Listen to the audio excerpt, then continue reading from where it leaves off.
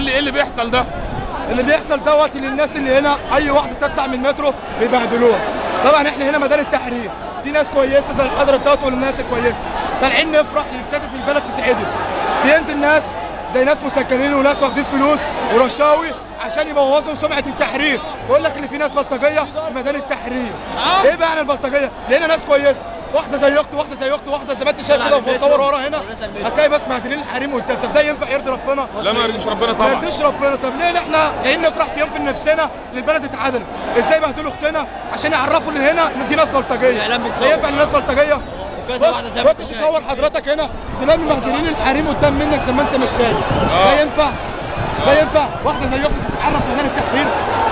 انا واحده اختي جايه تفرح للبلد اتعدلت بس لها مستقبل. ينفع؟ دي ميدان التحرير كلها بلطجيه.